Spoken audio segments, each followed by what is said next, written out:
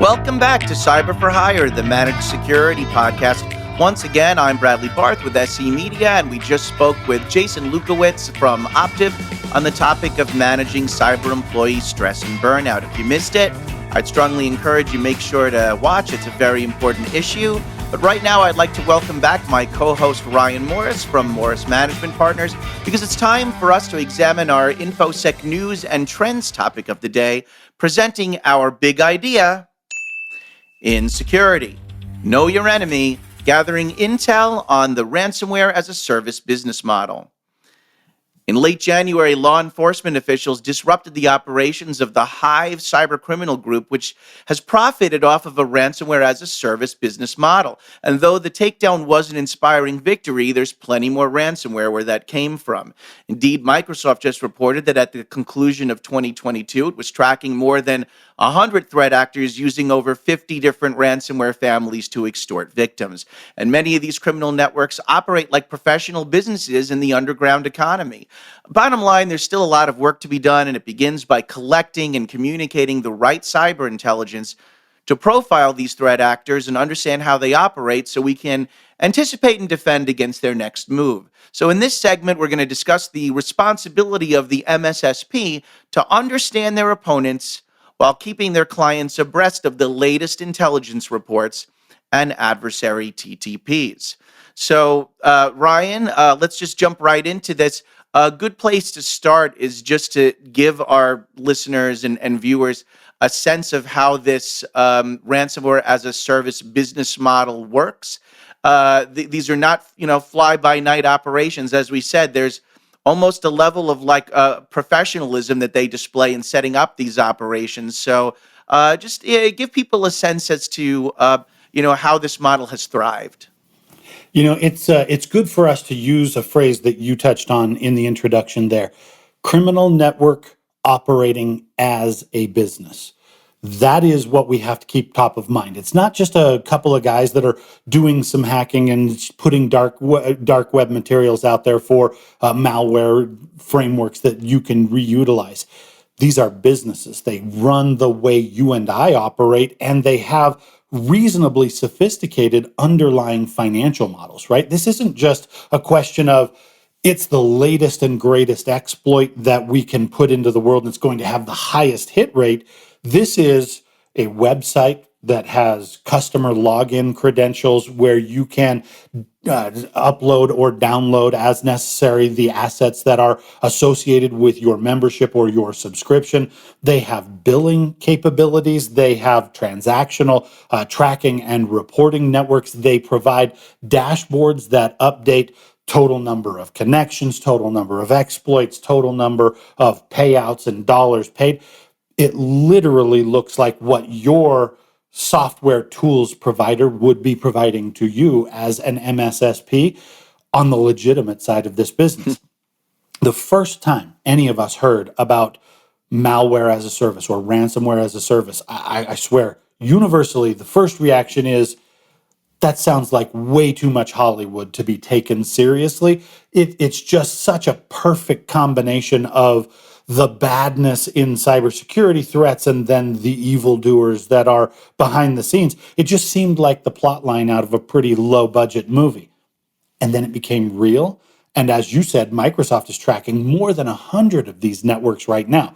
Now, the one thing that I will say is that the news about the Hive network penetration and the announcements from the FBI, legitimately good news. Not just because they took down a network of bad people that are doing malware as a service, but because they used their business model against them, right? If you think about it, what they did is they gained access. They operated as though they were a malware distributor. They were going to distribute exploits, and using that kind of trusted network access, they were able to get information from inside encryption keys and other specific quote unquote secret information that they were able to pass along to the victimized organizations, right? The end clients who got the ransomware, who were encrypted, they were able to unencrypt their data without having to pay a ransom.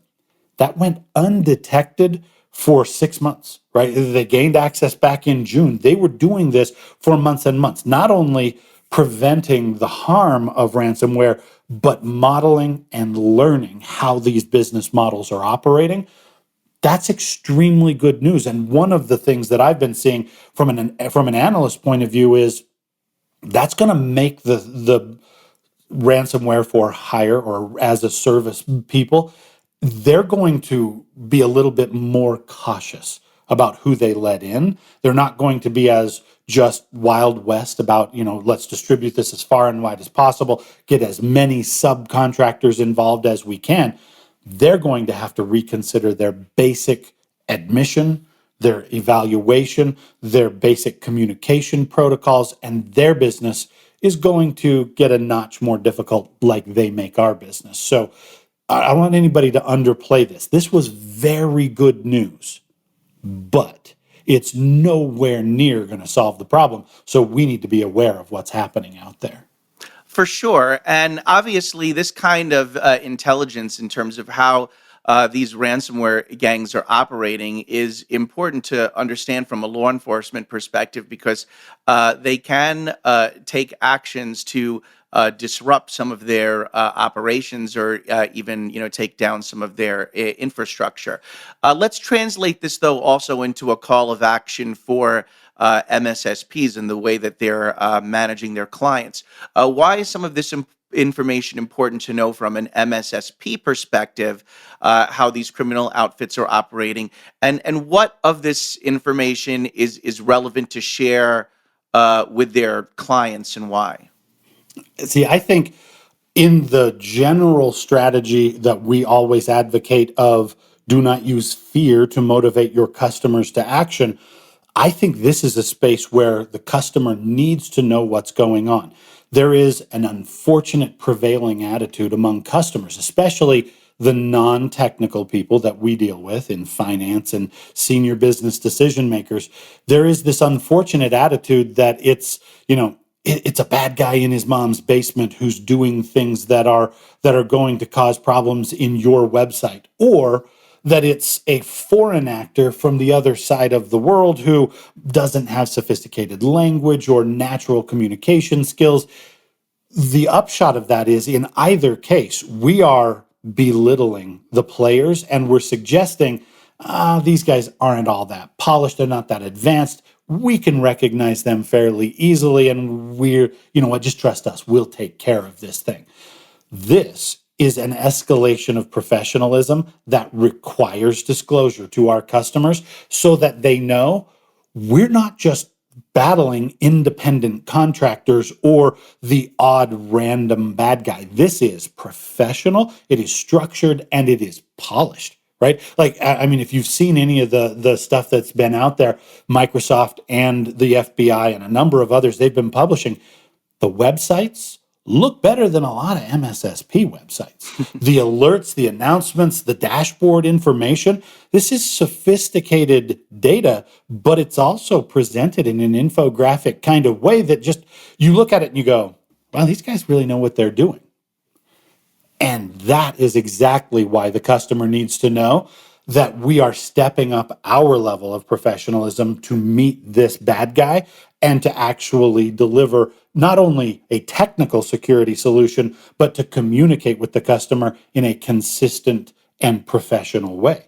If we can't share our data with customers in an equally smooth and compelling fashion, well, then we start to look like the hacks and the amateurs, where the bad guys start to look like these are the ones that know what they're doing.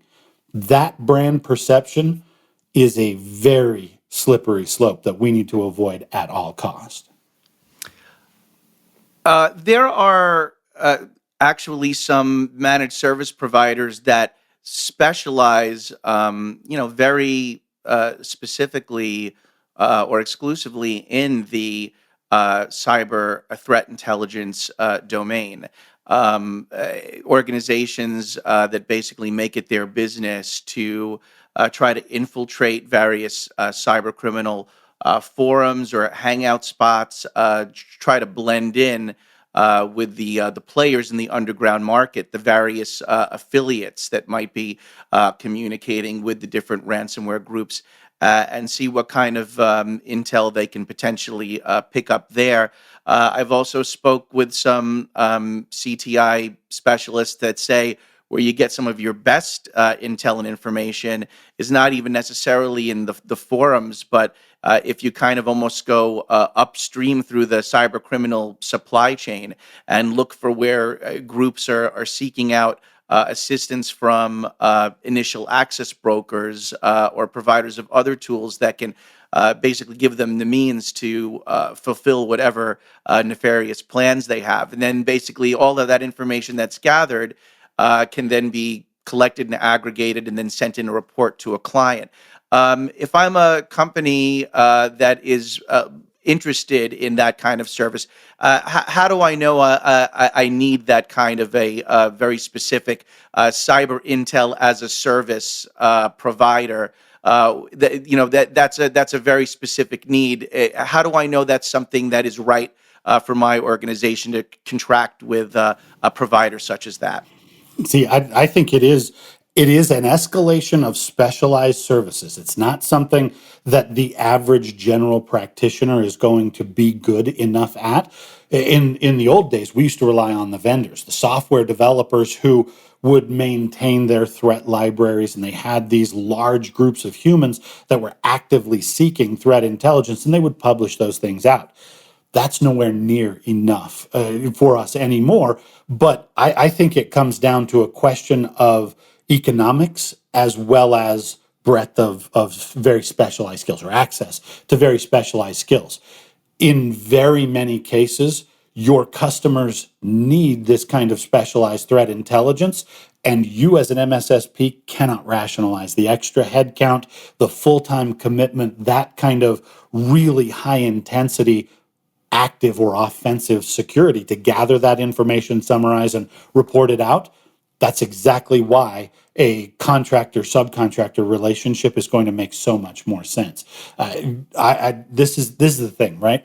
Based on what we're learning from all of this from the FBI and other actors in the marketplace, this is affecting everyone, right? It's not yet the predominant share. It's not 50 plus 1% yet of all the bad things that are going on, but it's getting there, right? Ransomware as a service, there's one piece of technology, one ransomware exploit that is developed, and then that is distributed through hundreds of players. So the growth of this attack vector is not it's not mathematical, it's not linear where we say, well, there was one guy and then there were four. And this is mass scale logarithmic expansion in terms of the quantity that we're dealing with. If your customers are SMBs, if they are mid-sized, if they are critical infrastructure and government agencies, everyone is exposed to this stuff and needs to be able to access the threat intelligence to make wise decisions. I would argue 5%, maybe 10% of the MSSP community has the internal scale to staff and maintain this kind of capability on their own. It's an incredibly intensive activity. It's not just a guy who tries real hard and goes out and does this stuff, right? It's a department, it's a team philosophy, and it is more than anything, it's a question of like data integration and document management to break it down to like some really baseline skills. You have to be able to correlate data points among thousands of potential sources. We need an outsource partner. We need to escalate this to somebody that does that for a living and then bring that kind of capability, either as an internal resource to inform and improve the services we provide through to our customers, or as a resource that we provide on a resale or a communications through basis to our end users. It's necessary. It used to be, right? You talk to these players in the CTI space. That used to be like one or two or three, like very, very niche, very specialized players. It's many more players. It's much larger because this is not going to be a small problem. All of us need to figure out, can I hack it on my own, or do I need to go to a specialist? Well, guess what? That's exactly the same evaluation process that we ask our customers to go through when they hire us as MSSPs. Can I do it myself? Can I staff it out? Can I build the team of specialists, or am I better off outsourcing to a dedicated professional who does that stuff for a living? This rolls up another level. We need specialized help from people who do this for a living. All right, one more question for you, Ryan. I want to call back to the Microsoft report that I had referred to earlier, and basically to summarize a little bit of that report, Microsoft said that for all the ways that the ransomware or malware as a service model has evolved, everything from using affiliates to just new tactics like double extortion, the underlying techniques used in these human operated ransomware campaigns still haven't changed all that much over the years. And because of that, they're saying that it's for those that are, really concerned about falling victim to one of these plots, focus less on the actual ransomware payloads, but more on the chain of activities that lead to their employment, and really understand what the active stage of an ongoing attack looks like. So you might be able to intercept and mitigate before the damage is done. And I would just be curious to hear your perspectives a little bit on that philosophy. That's a terrific point to make. This is not a question of somebody who did the very advanced scientific calculation to develop an unseen and undefendable exploit in software technology. This is about mass distribution of blunt force, what we will call reasonably obvious or unsophisticated cyber attacks. The magic of their business model is not, hey, I have the most advanced piece of software and nobody can defend it, and that's why you should buy it from me. This is lowest common denominator, right? This comes from the real pain that this brings to the marketplace is born in the fact that we have something technologically that we ought to be able to defend against. And if we encounter it, if we have the right intelligence, if we know what we're dealing with, we should be able to turn that off in software reasonably easily. But multiply that by 100 and by another 100 again and again, just the raw volume and quantity of these attacks. Not only is that going to overwhelm us in the systems we provide to our customers today, but it's also going to filter down into a much broader distribution of the SMB community. All of those companies are going to be now just swimming in ransomware attacks and human-based phishing attacks that they are not yet prepared to do, right? We, as an industry, we've kind of been working from the top of the pyramid down, let's protect the enterprise and the federal government, and we'll eventually get to all of these mid-sized categories. This is a quantity play, not a sophisticated technology play, and it's going to go to millions of end user organizations. Just because you're good at the technology and you can solve this doesn't mean that your customers are aware and that they are prepared to A, stop clicking on stuff, and B, be resilient in the face of these kinds of human-based phishing attacks. It's going to be a math problem, not a technology problem. So that puts it back on us as the service providers to communicate proactively in quantity with our customers. And if you do it effectively, it's also a really good reason to target a new customer, to win a new piece of business, because you're going to find customers that historically say, I got no problems, I'm fine, right? Security through obscurity, we're small, there's no reason that I need to be taking this seriously. This is now everybody's problem, so we need to communicate with that level of urgency. Excellent. So now that we've been through that conversation, we want to hear some of your ideas, because obviously our big idea in security is the start of a conversation. So please let us know if you have feedback. Coming up, we've got some more weekly news rundown and some headlines that we want you to pay attention to. But first, we have a segment that we like to call Dear Cyber for Hire.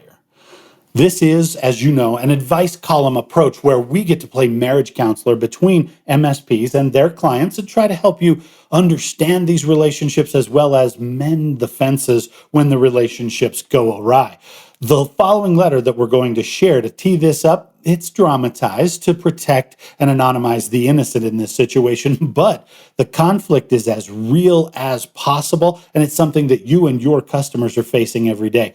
Bradley, give us the setup for this week's drama. Will do, Ryan. And yes, plenty of juicy MSSP gossip and melodrama again for you today. This one comes from the provider side of the relationship. So, fellas, cue the music. Dear Cyber for Hire, it's true, I confess. When it comes to relationships, I despise surprises. My client knows this, and yet they've become perilously unpredictable. It may sound ironic, but my client may actually be too eager to invest in technology and innovation. For you see, they often buy and deploy new systems on a whim without giving me, their MSSP, through thick and thin, any advance warning so I can prepare to protect those systems.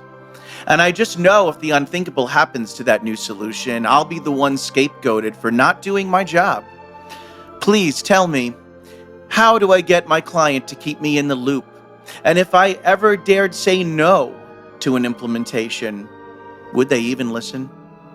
Anxiously yours, Ambushed in Akron. Ryan, this is almost the opposite problem of a letter we did in a previous episode where the MSSP wasn't willing to innovate enough for the client's liking. Here, the client takes it upon themselves to innovate, and the MSSP is caught off guard. You know what? God bless customers who put their money where their mouth is and invest in new technologies, right? Whether we are only cybersecurity service providers or if cybersecurity is a piece of our broader solution stack, as technical professionals, it is a very good thing when we see end user organizations recognize, test, and invest in the capabilities of technology. That means that what we do is not just peripheral or an extra idea to our customers. It's literally mission critical. Can't run their business without it. I love that. But as with every relationship issue where there are two sides, every challenge has two sides as well, a pro and a con. And in this situation, while it's great that my customer is adopting new technologies, it is devastating to our ability if they don't to our ability to provide comprehensive and reliable cybersecurity protection if the customer doesn't bring us into the loop. That is good behavior communicated poorly. Even if they had good intentions, it's going to cause a problem. I think that probably sounds unfortunately familiar to a lot of us in our human relationships. It's not that we did the wrong thing. It's not that we had a bad intention. We just didn't communicate it effectively, and it caused some really unfortunate problems down the road. I love it when customers adopt new technology, but I need for the MSSP to be early in the conversation. Not to say to the customer, I know all and I am the one true source of what your cyber or your IT strategy should be, but as a sanity check to say, that's cool. If you want to roll out a new CRM thing, if you want to launch a new e-commerce website, roll up a new capability in your digital transformation, beautiful. But let you understand what the potential risks are, what the defensive steps that we will need to take to ensure your protection and safety, and then give you an understanding, not in the form of yes or no, but in a probability matrix, right? What is the likelihood you're going to run into problems? What is the potential impact or the cost of those problems? And then we can stack rank those issues and make an informed decision. Customers who don't communicate when they are about to make these kinds of investments, they're not only making our jobs harder, they are making themselves more vulnerable. So we need to not be scolds in this process, right? We shouldn't be going back to our customers and lecturing them about how dare you do stuff without communicating. We need to be the good guy here that says, hey, I want you to consume as much technology as possible. That's beautiful. But let's be systematic about our approach, and let's do a reasonable amount of due diligence before you deploy new technologies to ensure that when they land in your network environment, they do not undo all of the good work that's previously been done on the security front. Makes sense. So, in this particular instance that we have here presented in the letter, what would just be your first step fix toward, repairing the relations a little bit in this scenario that's been described today? I think there's two steps. There's a process step and then there's a human step. Let's take the human one first.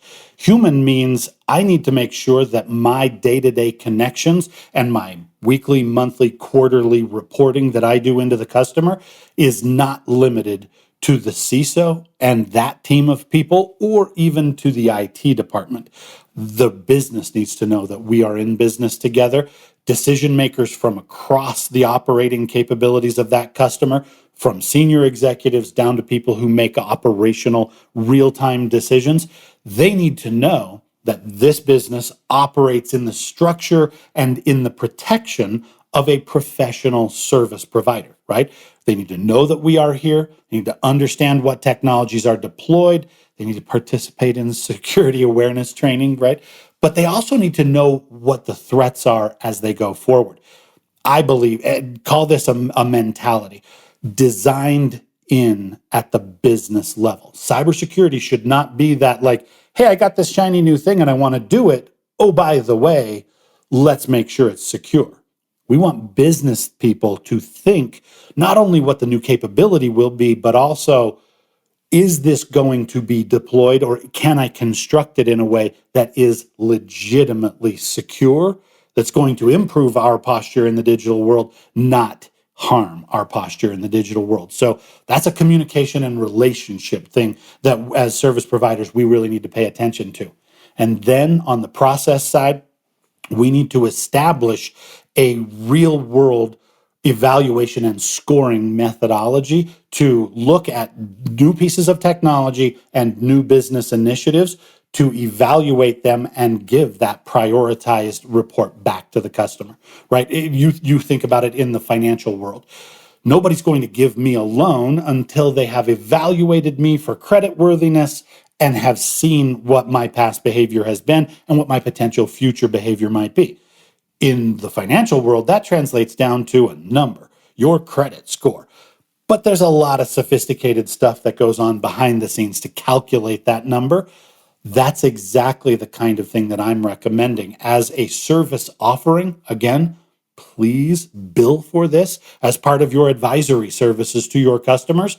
But you need to have something that says, whether it's a new server, a new cloud hosted application that's going to happen, whether it's a new business initiative, we're opening a new office in Phoenix or whatever. In every one of those cases, I need to have a structured methodology that allows me to look at what the new decision is going to be, prioritize what the threats are going to be, calculate what the risk is, and then give that back in a consumable way to a non-technology person. Right? Something, whether you want to use like a restaurant scoring system, A, B, C, do not ever go into a C restaurant, right? Or whether you want to do it on a numerical basis, you can pick your rubric, right? But the idea here is there needs to be something that everybody thinks of. And as a final thought, just to freak people out a little bit, less than 50% of IT purchases go through the IT department. Right? As of the year 2021, we crossed that threshold. It accelerated in 2022, and in a cloud-based, just put your credit card in and you can subscribe to anything. That is going to escalate even further. The forecast is that by the end of 2025, 75% of IT spend is going to happen outside of the IT department. If those people do not wake up in the morning thinking about, I could do whatever I want with my business credit card, but I need to make sure that I think about it in a security protocol. If they're not predisposed, trained from the inside out to think that way, this is going to become a bigger problem than ever. Again, Thank you, Mr. Customer, for believing in technology. We love that you put your money where your mouth is. Please make us part of the process, and we can do this in a professional way.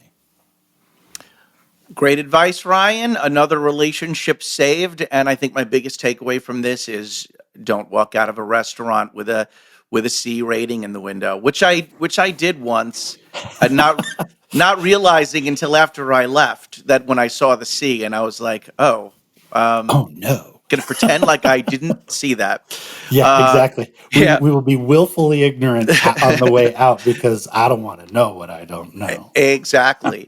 Hopefully, our listeners have learned from this and don't make the same mistakes moving forward. And remember, if you've been struggling with your managed security services relationship, whether you're the user or the provider, we want to hear from you. So please write to us at cyberforhire@cyberriskalliance.com. We might use your letter in a future episode. All right, well, as any security practitioner can tell you, there's no shortage of headlines filling up the cyber news feeds every single day. So we wanted to highlight a few items that we curated just for you. And so we present to you the security detail. Headline number one for you, Ryan. Here it comes. NIST announces potential updates to its cybersecurity framework. This is a fantastic development. Now, for all the sophistication and the complexity that we deal with in the world of cybersecurity, eventually practitioners admit and embrace that frameworks make us better. We can't solve every problem in a hot minute. We cannot build a 100% secure environment with a single piece of technology. So layers, stacks, and frameworks are the way that we can introduce logic and comprehensive effectiveness into this world of complicated technology. But even more so, I believe that these frameworks, and NIST is not nearly the only one out there. It is well established. It is backed up by some incredibly extensive resources. So I tend to give it some real credence in the marketplace. It's not the only one, but it is an effective one. And while it might make us better at delivering cybersecurity solutions, it also makes us more credible when we communicate our approach in the recommendation phase, in the ongoing service delivery phase, in the incident management and fixing it phase, right? Whether we're just selling to a customer or whether we're doing our jobs every day or whether we are putting out an active fire, frameworks create confidence and believability. So please, let's pay attention to this. Now, NIST has not changed anything yet. These are proposed changes, which means you, as a player in this marketplace, can actually influence the destiny of where this framework goes. So read up on this, pay attention. I think it's a really good news item. Headline number 2 for us. Bradley, I'd love to get your thoughts. New Shimmer exploit can unenroll managed Chromebooks. And we all know there are more Chromebooks out there in the world than ever before. What do we need to know about this topic? Absolutely, Ryan. Yeah, this is a jailbreak exploit, which could potentially spell trouble for MSSPs or vCISO firms that work with school districts in particular, because they frequently distribute Chromebooks to students. It was discovered and published by the Mercury Workshop research team. Shimmer, which has a number 1 for an I, because of course. It stands for a shady hacking instrument makes machine enrollment retreat. Basically, once the exploit is executed, the user can unenroll the computer from the administrator's device management protections, so that, for instance, the computer would no longer run monitoring software or be subject to blocker extensions. And that, of course, means that users can now engage in behaviors or visit sites, perhaps inadvertently download something that could infect the machine, basically do things that the provider of those machines doesn't want you to do. And who knows, that could basically result in an infection that could then spread to the larger network, whether it's a school or a place of employment, especially if there are poor cyber hygiene practices in place. The exploit itself, too complex to describe in details here, but just know that it's designed to modify a certain publicly leaked RMA shim, which is a disk image featuring a mix of existing Chrome OS factory bundle components. But basically, again, the key takeaway here is that this type of jailbreak exploit something to watch out for, because you don't want the users to suddenly turn this device into a free-for-all opportunity for them and misuse it. And with that, we'll shimmy over to the next headline here, which is Apple patches exploited zero-day vulnerability targeting iPhones, iPads, and Macs. You remember the days when people used to actually say out loud and sincerely believe ransomware and malware, that's not a problem on Apple devices because they're a secure walled garden. I hope that we've all grown up since then. And I'm not talking ancient history. I heard people talk about this a year ago. I actually had a problem with my iPhone, took it into the Apple store and said, yo, by the way, is there a potential that this is something with malware that is causing the problem? It was choking on some software that it normally runs very effectively. And the employee in the store actually said to my face, oh, you know what? Apple doesn't have a problem with malware. Ours is a secure software environment. That is highly irresponsible for any of us to be saying or thinking that in the world these days. Now, the actual headline that we're pointing to came out a couple of weeks ago. We're getting to it now because I want to make sure that as we move forward in the Apple environment, we are aware of the distribution quantities and what the escalating complexities are going to be. Forecasts in market share for 2023 indicate that because of a number of technical issues, right? Think of it that way. For a number of technical reasons, Apple's market share is forecast to grow significantly, not only in the handheld devices category and the desktop laptop, but up into the infrastructure categories, whether that's their new chipsets that they're moving to or the structure of integration and shareable data in their walled garden. Everybody is going to need to pay more attention to the Apple community than they have in the past. I don't think we're really ready for this stuff as an industry. And very many MSSPs will look at it and just simply say, you know what? I manage server infrastructure. I manage the Wintel stack, and I will pay attention to the kinds of technologies that I am familiar with. Almost every CEO on the planet has an iPhone. Almost every business has these devices in their environment, and you cannot simply exclude them from your practice coverage. This has to be something that we are actively managing, and that means we need to be paying more attention to the Apple world in 2023 than we have in the past. Headline number 4, Bradley, for you, a disputed KeyPass flaw puts password manager security in the spotlight. What do we need to know about this one? Sure thing. KeyPass is a password manager that stores passwords locally on the computer as opposed to via the cloud. Security researcher Alex Hernandez recently reported what he identified as a flaw, and that an attacker who has write access to a KeyPass configuration file can modify it and inject certain malicious triggers in order to silently in the background exfiltrate passwords in clear text. Now, KeyPass's response was that this really shouldn't be considered a vulnerability because if you have write access, there are all sorts of different attacks that you could perform as well that are just as damaging, if not more so. Nevertheless, SC Media's Steve Zuria reports that this latest development comes on the heels of other recent incidents where attackers targeted users of cloud-based password managers through phishing campaigns designed to get them to unknowingly give away their master password. And so as far as lessons go, there are 2 here. Number 1, defense in depth. Despite these recent threats, password managers remain very useful and effective security tools, especially for those dealing with dozens or even hundreds of passwords. But make sure to have additional authentication or access protections, maybe MFA, in case someone gets your hands on your credentials. Because, it's always good to have that defense in-depth posture. And for password vaults that have a master password, those master passwords can be a point of weakness if the holder of the password is susceptible to phishing and social engineering. And so perhaps, emphasize that in your security awareness or anti-phishing training.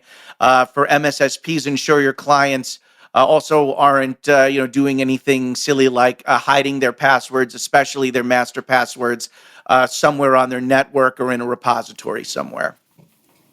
Amen. Yes. So finally, that brings us to drumroll, please, our irrelevant news item of the week. Now, this is a real news pitch that Ryan or I have received in our inboxes for reasons that are entirely inexplicable to us, but we'll see if somehow we can make it about cybersecurity. So are you ready, Ryan? Always ready for these headlines. All right, well then, here comes the pitch. Grammy award-winning contemporary gospel artist Dante Bowe is gearing up to release a new solo album soon this year titled Press Play.